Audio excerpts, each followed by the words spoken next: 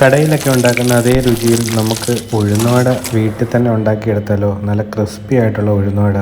നമ്മുടെ കുട്ടികൾക്കൊക്കെ ഇതുപോലെ ഉഴുന്നുവട ഉണ്ടാക്കി കൊടുത്തു കഴിഞ്ഞാൽ അവരൊക്കെ ഇങ്ങനെ ആസ്വദിച്ച് കഴിച്ചോളും കേട്ടോ. ഈ ഒരു ഉഴുന്നുവട ഉണ്ടാക്കുന്നതിനായിട്ട് ഞാൻ 2 കപ്പ് ഉഴുന്ന് 4 മണിക്കൂർ നേരം നന്നായിട്ട് കഴുകി വെള്ളമൊഴിച്ച് കുതിർത്തെടുത്തിട്ടുണ്ട് കേട്ടോ.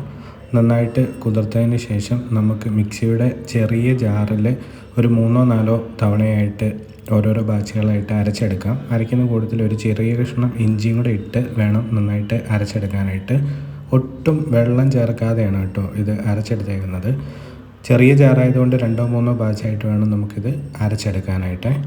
ഉഴുന്ന് അരച്ചെടുത്തതിന് ശേഷം നമുക്ക് ആവശ്യത്തിന് ഉപ്പും ചേർത്ത് കൊടുത്തിട്ട് ഒരു 5 മിനിറ്റ് നേരമെങ്കിലും ഒരു ഫോർക്ക് ഉപയോഗിച്ചിട്ട് നന്നായിട്ട് ഇളക്കി കൊടുക്കണം. അതിനുശേഷം ഒരു ഗ്ലാസ് വെള്ളത്തിൽ ഇങ്ങനെ ഇട്ട് നോക്കി അത് പൊങ്ങിക്കിടക്കുന്നുണ്ട്, അത് ഓക്കെ എന്നറിയാം. ഇനി ഉഴുന്ന് മാവിലേക്ക് നമുക്ക് 1/2 സവോള അരിഞ്ഞതും 2 പച്ചമുളക് അരിഞ്ഞതും അതുപോലെ തന്നെ കുറച്ച് കറിവേപ്പില അരിഞ്ഞതും കുരുമുളക് മൊത്തത്തോടെ ഒന്ന് ചെറുതായിട്ടൊന്ന് ചതച്ചിട്ട് അതും കൂടി ഇട്ട് കൊടുത്ത് നന്നായിട്ട് അത് അങ്ങ് കുഴച്ചെടുക്കണം കേട്ടോ. ഇതിൻ്റെ കൂട്ടത്തിൽ ഞാനൊരു 2 ടേബിൾ സ്പൂൺ അരിപ്പൊടിയും കൂടി ഇട്ടിട്ടുണ്ട്, അത് കാണിക്കാൻ പറ്റിയില്ല.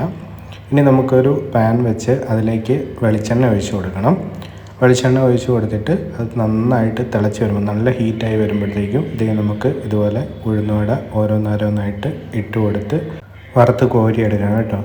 ഈ ഉഴുന്നുവട നമ്മൾ എണ്ണയിലിട്ടതിന് ശേഷം ഇതിൻ്റെ ഒരു കളർ ചേഞ്ച് വരും, ഒരു ഗോൾഡൻ കളറായി വരും. അപ്പോഴത്തേക്കും നമുക്കിത് തിരിച്ചിട്ട് കൊടുക്കണം.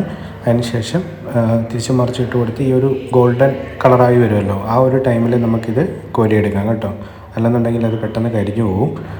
ഇത് കണ്ടോ, ഇപ്പോൾ ഇത് നന്നായിട്ടായി വന്നിട്ടുണ്ട്. ഈ ഒരു പരുവാകുമ്പോഴത്തേക്കും നമുക്കത് കോരി മാറ്റാം കേട്ടോ. ഒട്ടും എണ്ണയൊന്നും ഉഴുന്നിലേക്ക് വലിച്ചെടുക്കുന്നില്ല കേട്ടോ. ഈ ഒരു രീതിയിൽ ഉണ്ടാക്കി എടുത്തു കഴിഞ്ഞാൽ ഇങ്ങനെ ഓരോരോ ബാച്ചുകളായിട്ടിട്ട് നമുക്ക് വറുത്ത് കോരിയെടുക്കാം. നല്ല അടിപൊളി ടേസ്റ്റാണ്, നല്ല ക്രിസ്പിനെസ്സും ഉണ്ട്. ഇങ്ങനെ ഒന്ന് ഉഴുന്നുവട എല്ലാവരും ഒന്ന് വീട്ടിൽ ട്രൈ ചെയ്ത് നോക്കാം കേട്ടോ. നമുക്കിതിൻ്റെ കൂട്ടത്തിൽ വെള്ളച്ചമ്മന്തിയോ അല്ലെന്നുണ്ടെന്നുണ്ടെങ്കിൽ ഇങ്ങനെ ചുവന്ന ചട്നിയൊക്കെ ഉപയോഗിച്ച് കഴിക്കാം. നല്ല അടിപൊളി ടേസ്റ്റാണ്.